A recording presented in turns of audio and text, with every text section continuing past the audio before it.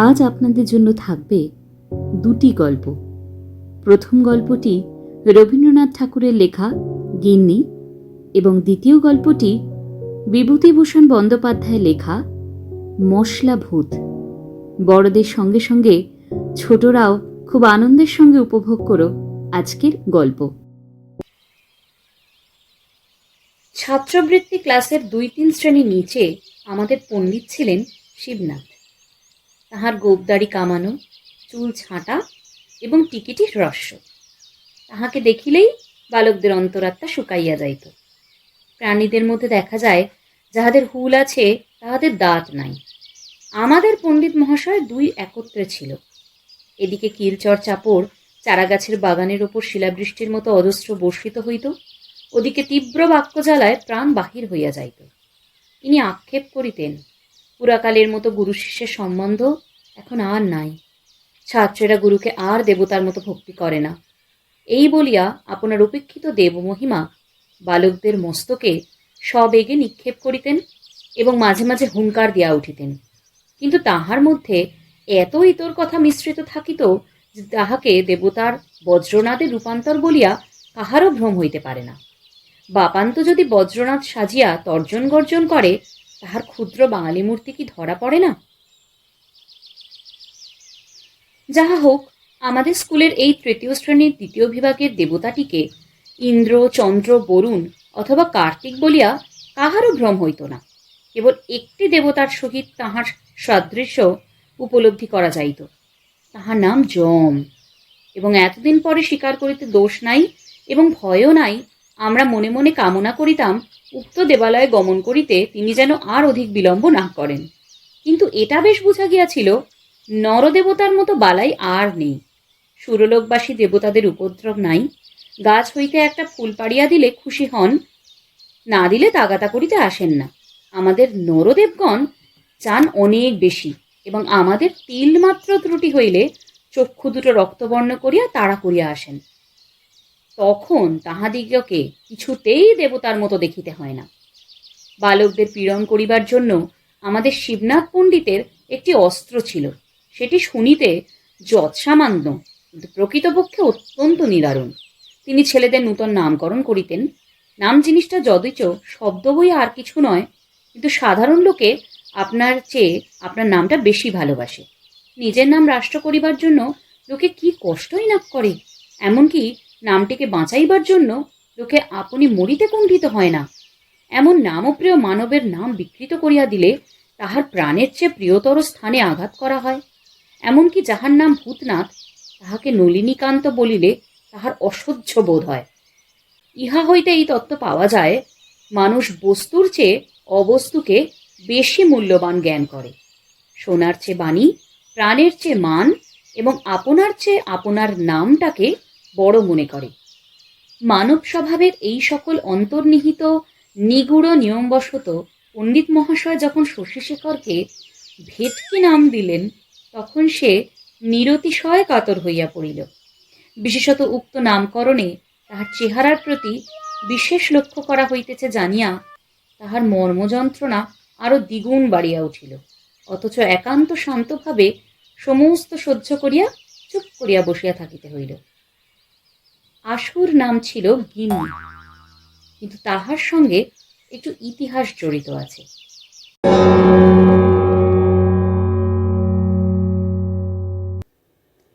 বাংলা সাহিত্যের অমূল্য সব লেখা নিয়ে নিয়মিত আপনাদের সঙ্গে থাকব আমি দেবস্মিতা, আর আপনারা শুনছেন #গল্প উইথ দেবস্মিতা।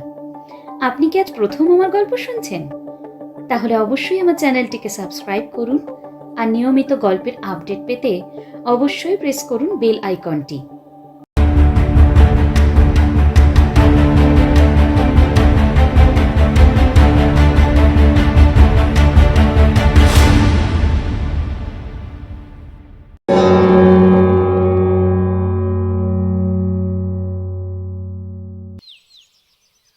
আশু ক্লাসের মধ্যে নিতান্ত বেচারা ভালো মানুষ ছিল। কাহাকেও কিছু বলিত না, বড় লাজুক, বোধহয় বয়সে সকলের চেয়ে ছোট। সকল কথাতেই কেবল মৃদু মৃদু হাসিত, বেশ পড়া করিত। স্কুলের অনেক ছেলেই তাহার সঙ্গে ভাব করিবার জন্য মুখ ছিল, কিন্তু সে কোনো ছেলের সঙ্গে খেলা করিত না, এবং ছুটি হইবা মাত্র মুহূর্ত বিলম্ব না করিয়া বাড়ি চলিয়া যাইত। পত্রপুটে গুটি কতক মিষ্টান্ন এবং ছোট কাঁসার ঘটিতে জল লইয়া একটার সময় বাড়ি হইতে দাসী আসিত। আশু সেজন্য বড় অপ্রতিভ। দাসীটা কোনো মতে বাড়ি ফিরিলে সে যেন বাঁচে। সে যে স্কুলের ছাত্রের অতিরিক্ত আর কিছু, এটা সে স্কুলের ছেলেদের কাছে প্রকাশ করিতে যেন বড় অনিচ্ছুক। সে যে বাড়ির কেহ, সে যে বাপ মায়ের ছেলে, ভাই বোনের ভাই, এটা যেন ভারী একটা গোপন কথা। এটা সঙ্গীতের কাছে কোনো মতে প্রকাশ না হয়, এই তাহার একান্ত চেষ্টা। পড়াশোনা সম্বন্ধে তাহার আর কোনো ত্রুটি ছিল না, কেবল এক একদিন ক্লাসে আসিতে বিলম্ব হইত, এবং শিবনাথ পণ্ডিত তাহার কারণ জিজ্ঞাসা করিলে সে কোনো সদুত্তর দিতে পারিত না। সেজন্য মাঝে মাঝে তাহার লাঞ্ছনার সীমা থাকিত না। পণ্ডিত তাহাকে হাঁটুর ওপর হাত দিয়া পিঠ নিচু করিয়া দালানের সিঁড়ির কাছে দাঁড় করাইয়া রাখিতেন। চারিটা ক্লাসের ছেলে সেই লজ্জাকাতর হতভাগ্য বালককে এইরূপ অবস্থায় দেখিতে পাইত। একদিন গ্রহণের ছুটি ছিল। তাহার পরদিন স্কুলে আসিয়া চৌকিতে বসিয়া পণ্ডিত মহাশয় দ্বারের দিকে চাহিয়া দেখিলেন, একখানি স্লেট ও মসি চিহ্নিত কাপড়ের থলির মধ্যে পরিবার বইগুলি জড়াইয়া লইয়া অন্য দিনের চেয়ে সংকুচিতভাবে আশু ক্লাসে প্রবেশ করিতেছে। শিবনাথ পণ্ডিত শুষ্ক হাস্য হাসিয়া কহিলেন, এই যে গিন্নি আসছে। তাহার পর পড়া শেষ হইলে ছুটির পূর্বে তিনি সকল ছাত্রদের সম্বোধন করিয়া বলিলেন, শোন, তোরা সব শোন। পৃথিবীর সমস্ত মাধ্যাকর্ষণ শক্তি সবলে বালককে নিচের দিকে টানিতে লাগিল, কিন্তু ক্ষুদ্র আশু সেই বেঞ্চির ওপর হইতে একখানি উঁচা ও দুইখানি পা ঝুলাইয়া ক্লাসের সকল বালকের লক্ষ্যস্থল হইয়া বসিয়া রহিল। এতদিন আশুর অনেক বয়স হইয়া থাকিবে এবং তাহার জীবনে অনেক গুরুতর সুখ দুঃখ লজ্জার দিন আসিয়াছে সন্দেহ নাই, কিন্তু সেই দিনকার বালক হৃদয়ের ইতিহাসের সহিত কোনো দিনের তুলনা হইতে পারে না। কিন্তু ব্যাপারটা অতি ক্ষুদ্র এবং দুই কথায় শেষ হইয়া যায়। আশুর একটি ছোট বোন আছে। তাহার সমবয়স্ক সঙ্গিনী কিংবা ভগিনী আর কেহ নাই, সুতরাং আশুর সঙ্গেই তাহার যত খেলা। একটি গেটওয়ালা লোহার রেলিংয়ের মধ্যে আশুদের বাড়ির গাড়ি বারান্দা। সেদিন মেঘ করিয়া খুব বৃষ্টি হইতেছিল। জুতা হাতে করিয়া ছাতা মাথায় দিয়া যে দুই চারিজন পথিক পথ দিয়া চলিতেছিল, তাহাদের কোনো দিকে চাহিবার অবসর ছিল না। সেই মেঘের অন্ধকারে, সেই বৃষ্টিপতনের শব্দে, সে সমস্ত দিন ছুটিতে গাড়ি বারান্দার সিঁড়িতে বসিয়া আশু তাহার বোনের সঙ্গে খেলা করিতেছিল। সেদিন তাহাদের পুতুলের বিয়ে। তাহারই আয়োজন সম্বন্ধে অত্যন্ত গম্ভীরভাবে ব্যস্ত হইয়া আশু তাহার ভগিনীকে উপদেশ দিতেছিল। এখন তর্ক উঠিল, কাহাকে পুরোহিত করা যায়। বালিকা চট করিয়া ছুটিয়া একজনকে গিয়া জিজ্ঞাসা করিল, হাঁকা, তুমি আমাদের পুরুত ঠাকুর হবে? আশু পশ্চাৎ ফিরিয়া দেখে শিবনাথ পণ্ডিত ভিজা ছাতা মুড়িয়া অর্ধসিক্ত অবস্থায় তাহাদের গাড়ি বারান্দায় দাঁড়াইয়া আছেন। পথ দিয়া যাইতেছিলেন, বৃষ্টির উপদ্রব হইতে সেখানে আশ্রয় লইয়াছেন। বালিকা তাহাকে পুতুলের পৌরোহিত্যে নিয়োগ করিবার প্রস্তাব করিতেছে। পণ্ডিত মহাশয়কে দেখিয়াই আশু তাহার খেলা এবং ভগিনী সমস্ত ফেলিয়া এক দৌড়ে গৃহের মধ্যে অন্তর্হিত হইল। তাহার ছুটির দিন সম্পূর্ণ মাটি হইয়া গেল। পরদিন শিবনাথ পণ্ডিত যখন শুষ্ক উপহাসের সহিত এই ঘটনাটি ভূমিকা স্বরূপে উল্লেখ করিয়া সাধারণ সমক্ষে আশুর গিন্নি নামকরণ করিলেন, তখন প্রথমে সে যেমন সকল কথাতেই মৃদুভাবে হাসিয়া থাকে, তেমন করিয়া হাসিয়া চারিদিকের কৌতুক হাস্যে ঈষৎ যোগ দিতে চেষ্টা করিল। এমন সময় একটা ঘণ্টা বাজিল।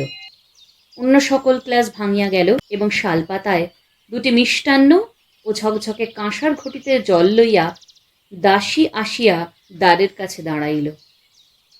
তখন হাসিতে হাসিতে তাহার মুখ কান টকটকে লাল হইয়া উঠিল, ব্যথিত কপালের শিরা ফুলিয়া উঠিল এবং উচ্ছ্বসিত অশ্রুজল আর কিছুতেই বাধা মানিল না।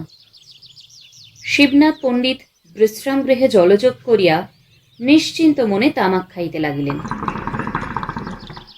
ছেলেরা পরম আহ্লাদে আশুকে ঘিরিয়া গিন্নি গিন্নি করিয়া চিৎকার করিতে লাগিল। সেই ছুটির দিনের ছোট বোনের সহিত খেলা জীবনের একটি সর্বপ্রধান লজ্জাজনক ভ্রম বলিয়া আশুর কাছে বোধ হইতে লাগিল। পৃথিবীর লোক কোনো কালেও যে সেদিনের কথা ভুলিয়া যাইবে এই তাহার মনে বিশ্বাস হইল না।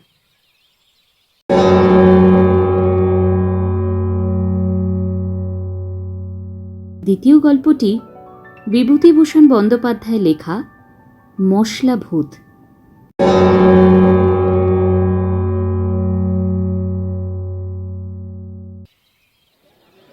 বড়বাজারের মশলা পোস্তায় দুপুরের বাজার সবে আরম্ভ হয়েছে। হাজারি বিশ্বাস প্রকাণ্ড ভুঁড়িটি নিয়ে দিব্যি আরামে তার মশলার দোকানে বসে আছে। বাজার একটু মন্দা, অনেক দোকানেই বেচাকেনা একেবারে নেই বললেই চলে, তবে বিদেশি খদ্দেরের ভিড় একটু বেশি। হাজারির দোকানে লোকজন অপেক্ষাকৃত কম।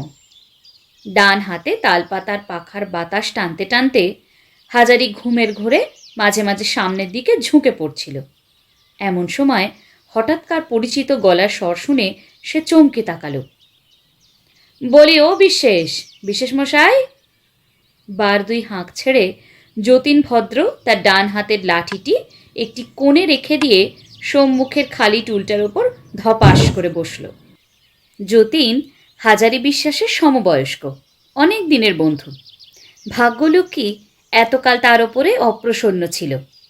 হালে সে হাজারির পরামর্শে মশলার বাজারে দালালি আরম্ভ করেছে, 2 পয়সা পাচ্ছেও সে। যতীনের মোটা গলার কড়া আওয়াজ পেয়ে হাজারি খুব আগ্রহান্বিত হয়ে উঠে বসল। হাজারি বিলক্ষণ জানত যে যতীন যখনই আসে কোনো একটা দাও বিষয় পাকাপাকি খবর না নিয়ে সে আসে না, তাই সে যতীনকে খুবই খাতির করে। যতীন বললে, দেখো, শুধু দোকানদার হয়ে খদ্দেরের আশায় রাস্তার দিকে হাঁ করে বসে থাকলে তাতে আর টাকা আসে না, ঘুমই আসে। 5টা খবরাখবর রাখতে হয়, বুঝলে? হাজারি বললে, এসো এসো যতীন, ভালো আছো? অনেক দিন দেখিনি, কিছু খবর আছে নাকি? সেই খবর দিতেই তো আসা। এ বাজারে গণেশের পায়ে মাথা ঠুকলেই শুধু টাকা করা যায় না, অনেক হদিশ জানতে হয়, অনেক কাঠখড় পুড়িয়ে তবে টাকা, বুঝলে? এখন কি দেবে বলো? জানোই তো যতীন ভদ্র বকে একটু বেশি, কিন্তু খবর যা আনে তা একদম পাকা। যাক, এখন আসল কথা তোমায় যা বলি, বেশ মন দিয়ে শোনো। যতীন অতঃপর হাজারিকে কাছে বসিয়ে চুপি চুপি তার কথাটি বলে গেল। যতীনের কথায় টাকার গন্ধ পেয়ে হাজারি কান খাড়া করে এমনই একাগ্রভাবে শুনে যেতে লাগলো যে সত্যনারায়ণের পাঁচালিও লোকে অতটা মন দিয়ে শোনে না। ব্যাপারটি এই, গ্রেহাম ট্রেডিং কোম্পানির একটা মস্ত মাল জাহাজ SS রেঙ্গুন ডাচ ইস্ট ইন্ডিজের কোনো এক বন্দর থেকে প্রচুর মাল নিয়ে কলকাতায় আসছিল। যত রকম মাল বোঝাই ছিল তার মধ্যে মশলার বস্তাই সবচেয়ে বেশি। লঙ্কা, হলুদ, জিরে, তেজপাতা প্রভৃতি কত রকমের মশলা। প্রতি বস্তাটি ওজনে 2.5 মণের কম নয়। এরকম শত শত বস্তার গাদায় জাহাজখানা আগাগোড়া ঠাসা। সেই মাল জাহাজখানি গঙ্গার ভেতর ঢুকতেই ঘন কুয়াশার মধ্যে শেষ রাত্রির ভাঁটার মুখে গঙ্গার চোরাবালির চড়ায় ধাক্কা খেয়ে ডুবে যায়। জাহাজ যখন সবে ডায়মন্ড হারবার পেরিয়ে গঙ্গায় এসেছে তখন এই ব্যাপার। সারেং শত চেষ্টা করেও কিছুতে সামাল দিতে পারলে না। জাহাজডুবির সঙ্গে কতক লোকও জলে ডুবে মারা যায়। জাহাজের কতক মাল নষ্ট হয়ে যায়, আর বাদ বাকি মাল সব গঙ্গার জলে ভাসতে থাকে। মশলার বস্তাগুলি প্রায়ই ডোবেনি, বিশেষ ক্ষতিও হয়নি। দূর থেকে ওই মশলা বস্তার গাদাগুলো ভেসে যেতে দেখে পোর্ট কমিশনারের লোকেরা সেসব তুলে পাড়ে টেনে নেয়। কাল সকাল 8:30টার সময় নিলাম ডেকে সেই বস্তাবন্দি মশলাগুলো বিক্রি করা হবে। ধড়িবাজ হাজারি বিশ্বাস যতীনের কথাবার্তা শুনে চট করে সব বুঝে নিলে। কত লোককে চড়িয়ে কত পাকা ধানে মই দিয়ে তবে আজ সেই এত টাকার মালিক। কথাবার্তা তখনই সব ঠিক হয়ে গেল। যাবার সময় যতীন আবার হাজারিকে বেশ করে মনে করিয়ে দিয়ে বললে, দেখো ভায়া, টাকা যদি পিটতে চাও তবে এ সুযোগ কিছুতেই ছাড়া নয়। জলের দামে মাল বিকিয়ে যাচ্ছে। কাল সকাল 8:30টায় নিলেম, আমি 7টার সময় এসে তোমার সঙ্গে দেখা করব। পরদিন হাজারি যতীনকে নিয়ে যথাসময়ে খিদিরপুরের দিকে রওনা হয়ে গেল। নিলামের জায়গায় পৌঁছতে আর বেশি দেরি নেই। দূর থেকে কলরব শোনা যাচ্ছে। যতীন আগে আগে চলেছে, হাজারি পিছনে পিছনে ছুটছে। এত বড় সস্তার কিস্তিটা ফসকে না যায়। হাজারি যতীনকে বরাবর নিলামের কাছে বস্তাগুলো গুনতি করতে পাঠিয়ে দিয়ে নিজে শটান এক দৌড়ে সাহেবের কাছে গিয়ে মস্ত বড় এক সেলাম করলে। সাহেবের সঙ্গে 2 মিনিট ফিসফাস করে কি কথাবার্তা বলে হাজারি ঊর্ধ্বশ্বাসে ছুটে এসে নিলামের ডাক বন্ধ করে দিলে। যতীন বললে, কি খবর ভায়া, সুবিধে করতে পেরেছ তো?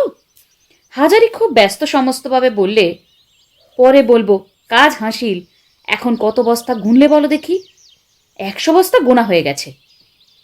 বাস্তবিক উঁচু উঁচু গাদা করা মশলা বস্তাগুলোর দিকে চেয়ে হাজারির চোখ জুড়িয়ে গেল। সে যেদিকেই তাকায় দেখে যে অগুন্তি বস্তা সারবন্দি থামের মতো রাস্তা জুড়ে দাঁড়িয়ে আছে। উহ, এমন দাও জীবনে কারোর ভাগ্যে একবার বই 2বার আসে না।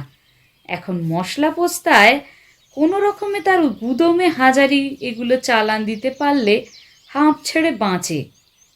আর দেরি নয়। হাজারি যতীনকে তাড়া দিয়ে ডেকে বলল, ওহে ভায়া, শুভ কাজে আর বিলম্ব কেন? এখন লরি ডেকে তাড়াতাড়ি মাল বোঝাই করে পোস্তায় চালান দিয়ে দাও, আমি ততক্ষণ এগোই যাই। একবারে সব মাল লরিতে ধরল না। দ্বিতীয় ক্ষেপ বস্তা চাপিয়ে যতীন যখন পোস্তায় ফিরে গেল তখনও বিকেল আছে। সে এসে দেখে সবই অব্যবস্থা। রাশিকৃত বস্তার গাদা হাজারি দোকানের সামনে ফুটপাতে গড়াগড়ি খাচ্ছে। মাত্র 3টি লোক এতগুলো মাল তোলবার জন্য লাগানো হয়েছে। চতুর্দিকে লোকের মহাভিড়, হই হই ব্যাপার। এদিকে পুলিশ দাঁড়া দিচ্ছে, জলদি মাল হটাও। হাজারি কেবল চেঁচাচ্ছে, সে যেন কিছুই গোছগাছ করে উঠতে পারছে না। কাণ্ড কারখানা দেখে যতীন নিজেই কোমর বেঁধে লেগে গেল। প্রাণান্ত পরিশ্রমের পর সন্ধ্যার পূর্বেই সব মাল তোলা হয়ে গেল। বস্তাগুলি পাশাপাশি সাজিয়ে দেখা গেল ঘরে আর কুলোয় না। তখন বস্তার উপর বস্তা চাপিয়ে দিয়ে কড়িকাঠ পর্যন্ত মাল ঠাসা হলো। গম্বুজের মতো এক একটা ফুলো ফুলো বস্তা, আর বস্তাগুলোর উঁচুও কি কম। এইভাবে বস্তা ভরাট করে মাথার গাম পায়ে ফেলে যতীন আর হাজারি যখন বাড়ি ফিরল তখন রাত 10টা। সে রাত্রি গুদামে তালা লাগিয়ে দিয়ে প্রতিদিনের মতো হাজারের চাকর বাইরে শুয়ে রইল। শেষ রাত্রে মশলার গুদামে কি একটা শব্দ শুনতে পেয়ে আশপাশের দোকানদারদের ঘুম ভেঙে গেল। তারা চোরের আশঙ্কা করে চাকরটাকে ডেকে তুললে। চাকরটা শশব্যস্ত হয়ে আলো জেলে বেশ পরখ করে এদিক ওদিক দেখতে লাগলো, কিন্তু চোর ঘরে ঢুকলো কি করে? গুদামের দরজায় তালা বন্ধ স্পষ্টই দেখা যাচ্ছে। খানিক বাদে আবার দুমদুম শব্দ। সকলে কান খাড়া করে রইল। বেশ মনে হলো এবারকার শব্দটা যেন হাজারির মশলার গুদমের ভিতর থেকেই আসছে, অথচ ঘরের দরজানলা বন্ধ, বাইরে থেকে মোটা তালা দেওয়া। কি আশ্চর্য, চোর ভেতরে যাবেই বা কি করে? আর চোর টোর যদি না এলো তবে শব্দই বা করে কে? মাঝে মাঝে মনে হতে লাগলো ঘরের ভেতর থেকে ঠেলে বেরিয়ে আসবার জন্য কারা যেন ভেতর দরজায় ধাক্কা মারছে। শেষ রাতের বাকি সময়টা এইভাবেই শব্দ শুনে কেটে গেল। আরও আশ্চর্য, ভোর হবার সঙ্গে সঙ্গেই গুদম ঘর থেকে শব্দও আস্তে আস্তে মিলিয়ে গেল। সে রাত্রে এই পর্যন্ত। পরদিন সকালে মশলাপট্টির দোকানদারদের মুখে মুখে রাষ্ট্র হয়ে গেল যে হাজারির দোকানে বিষম কাণ্ড, ভীষণ চুরি। আসলে সত্যি যা নয় তার 10 গুণ বাড়িয়ে দিয়ে মিথ্যা রটতে লাগলো। ক্রমে কথাটা হাজারির কানে উঠল। হাজারি বিশ্বাস খবর পাওয়া মাত্র দৌড়ে এসে তালা খুলে গুদমে ঢুকে দেখে বস্তাগুলো ঠিকই আছে, একটি মালও বেহাত হয়নি। কি ব্যাপার? তখন সে ভাবলে কিছু নয়। তার মশলার বস্তাগুলো দেখে যাদের চোখ টাটিয়েছিল এ নিশ্চয়ই সেই বদমাইশদের মিথ্যে কারসাজি। তারাই মজা দেখবার জন্য চুরির গুজব রটিয়েছে। কিন্তু হরে চাকরটাও যে বললে ভীষণ শব্দ শোনা যাচ্ছিল। এই শব্দ রহস্যটা হাজারি কিছুতেই কিনারা করতে পারলে না। চোর যদি এসেই থাকবে তবে কিছু নিলেও না, উপরন্তু শব্দ করে জানান দিয়ে চলে গেল, এ কি ব্যাপার? তবে কি তাকে ভয় দেখানোর জন্যই রাত্রিবেলা দুর্বৃত্তরা এইসব আয়োজন করেছে? 7-5 ভেবে হাজারি সেদিনকার মতো কথাটা চেপে গেল। ভাবলে আজ রাতে আর বাড়ি না গিয়ে নিজেই দোকান পাহারা দেবে। করলেও তাই। রাত্রে ঘুমোবার আগে হাজারি আজ বেশ করে চাকরটাকে নিয়ে গুদমের উপর থেকে আরম্ভ করে নিচু পর্যন্ত পাতি পাতি প্রত্যেকটি বস্তার গাদা দেখতে লাগলো। তারপর ভেতর থেকে জানলাটা খুলে রেখে ঘরে তালা লাগিয়ে দিলে।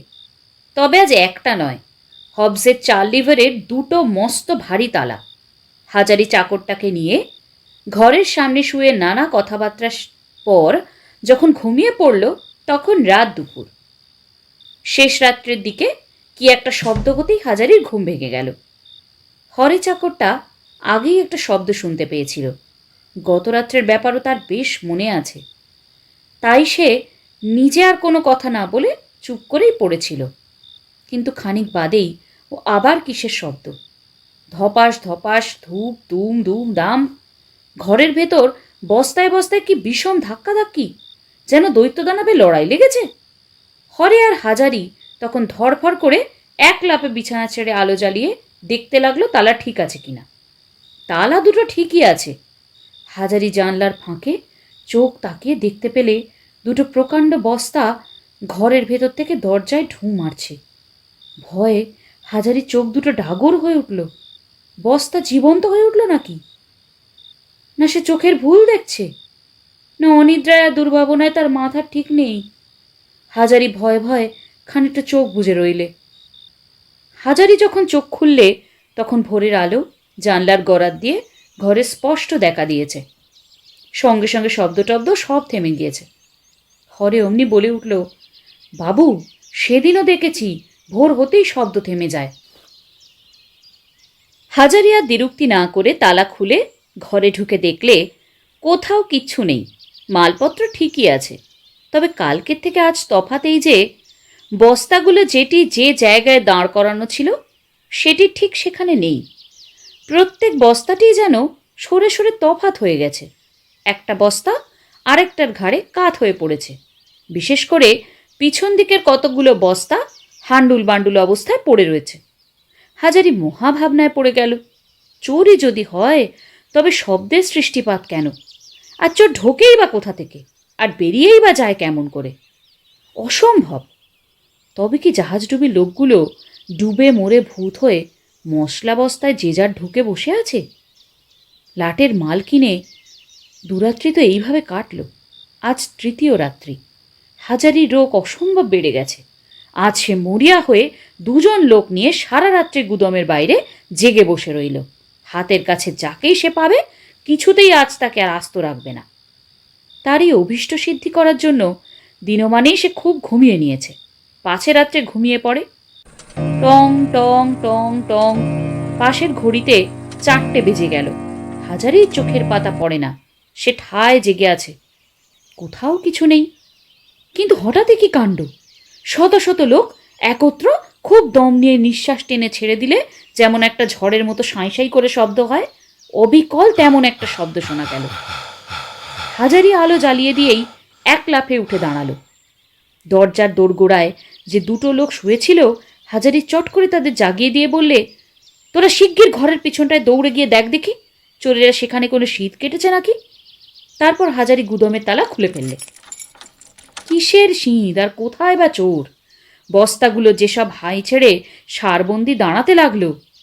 ভরে চাকরটা ভয়ের সুরে বললে, বাবু, এদিকে চেয়ে দেখুন।